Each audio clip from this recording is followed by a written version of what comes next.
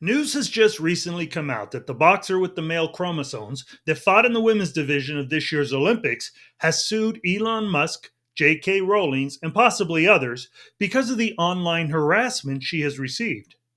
Harassment that she claims was, in part, instigated or supported by these persons.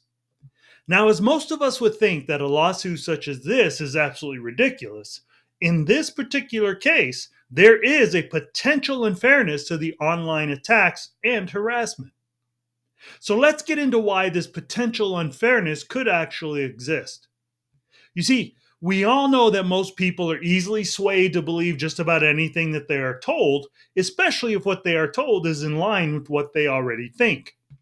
Now, in most cases, it really does not matter to people whether what they are told is actually true, because the nature of mankind is to judge things quickly.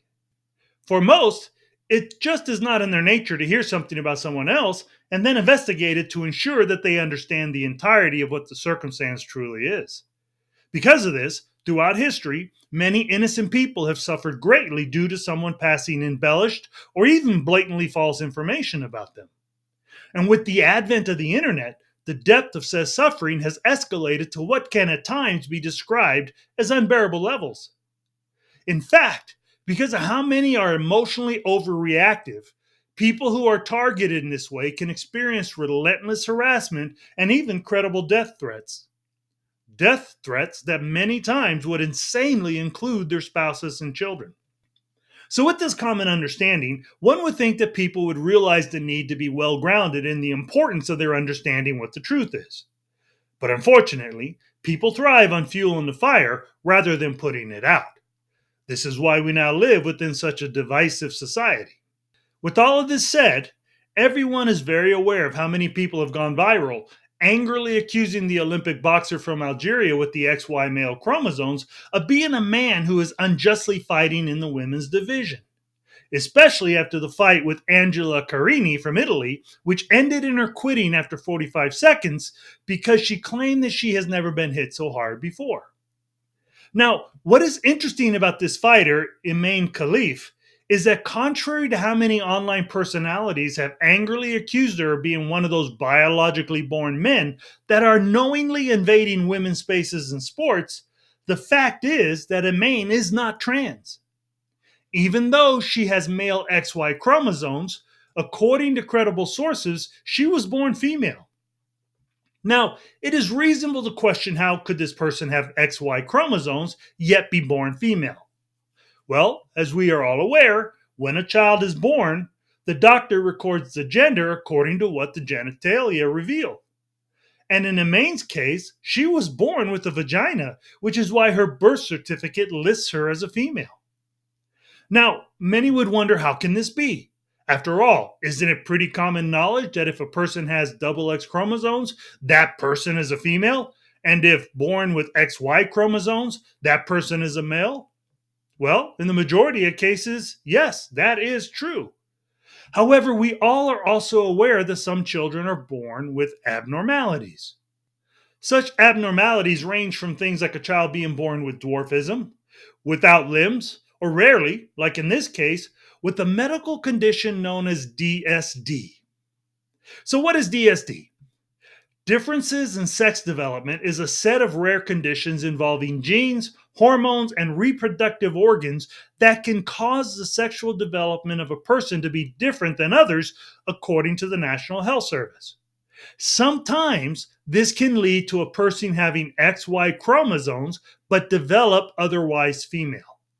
This condition is known as Swyer syndrome, which is a rare genetic condition in which an individual has one X chromosome and one Y chromosome in each cell, typically found in males, but they have female reproductive structures according to the National Cancer Institute.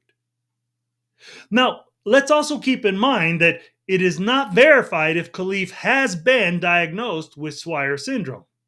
Still, her father has provided evidence that her legal documents, including her birth certificate, have her listed as a female. He also claimed that from the day of her birth, she has been raised female. Now, medically, While XY chromosomes usually result in the development of a penis and scrotum, people with Swyer syndrome develop a vagina, uterus, and fallopian tubes. The interesting thing is that although said person with Swyer syndrome has the XY chromosomes, they also have functional female genitalia. So, in light of this, it can be understood just why it is that this boxer has adamantly defended herself from being branded a trans woman or even a man. And in why it is that after being so relentlessly attacked online, that she is now suing X and certain others who she believes has contributed opinions that could have motivated these attacks towards her, which hence caused her so much suffering.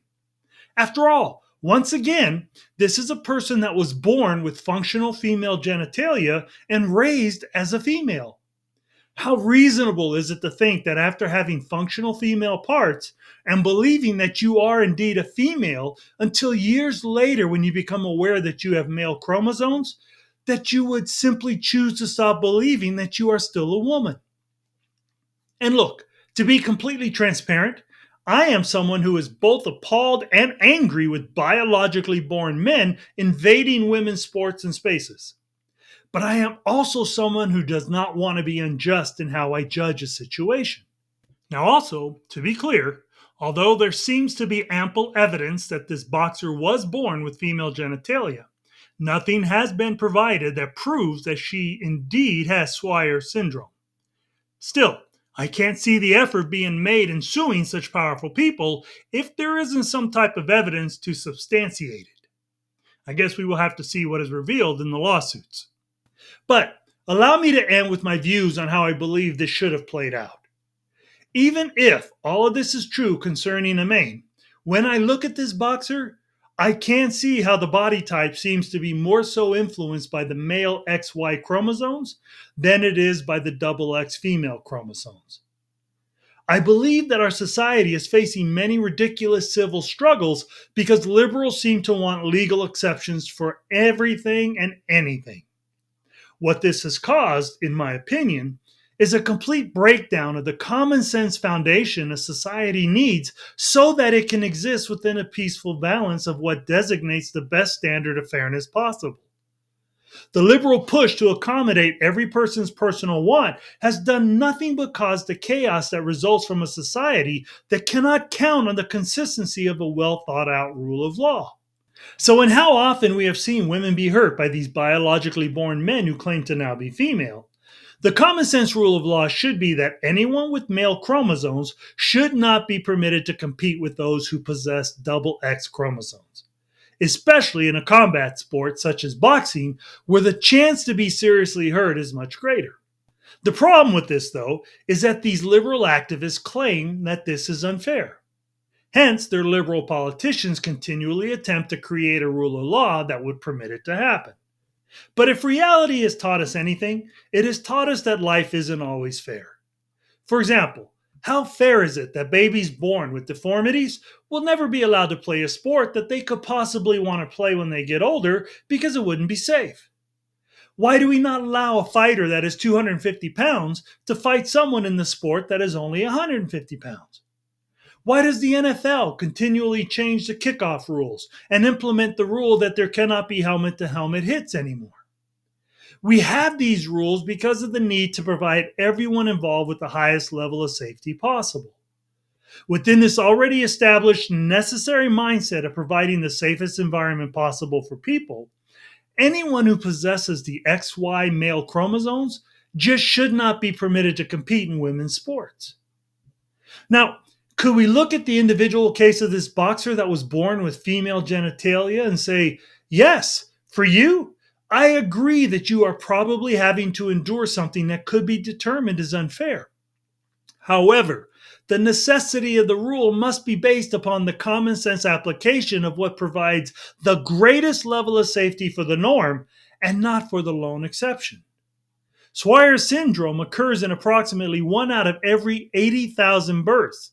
So, for anyone to think that the necessity of a rule that protects the majority is unreasonable, then said one is just too self aware to care about what is actually right. After all, if not, then why shouldn't all sports require its players to tie one arm behind their backs when playing a game so that the one who only has one arm can play as well? I mean, imagine a person being born with only one arm wanting to play tennis. Is it a greater fairness to require the thousands of players with two arms to have to learn to play with only one arm just to satisfy what is fair for the one? It is unfortunate that there are those who have to endure not getting what others have because of their unique circumstance. But once again, that is simply how life works sometimes. And in some form or another, having to endure some manner of unfairness is something that we have all experienced. Liberals really need to stop attempting to convince people that there can exist a fairness for everyone to have whatever it is that they think is fair for them. Because imagine how impossible living life would be if that was the case. There would no longer exist a consideration for your wants because whatever it is that someone else thinks is fair for themselves, you would be required to adapt to so that they can have it. And imagine having to interact every day with all the people you have to see in a day, all of whom are requiring you to adapt to their different wants. In realizing this, it should not be difficult to see how impossible life would be without the common sense foundation of how we should function as a society, and in why we need the application of rules that preserve it. What should happen with this boxer is everyone should take a step back from all of the harassment and potentially false accusations that this is someone who made the choice to change genders just to take advantage of women, and really take the time to fairly look into what the actual truth is. After all, if indeed this person is the legitimate exception, then she deserves to be treated with the dignity and respect due to someone who is not responsible for their condition. So that's it for me today. Please don't forget to punch that like button, leave your thoughts in the comments, share the video with others if you agree with my thoughts, and make sure to hit that notification bell so you'll never miss a new video. Also, I would greatly appreciate it if you would hit that subscribe button, as doing so would help me grow the channel. For those of you who have already subscribed, I just once again want to say thank you so very much. I really appreciate the support. So, as always, I'd like to say God bless you, and thanks so much for taking the time to listen. Until next time,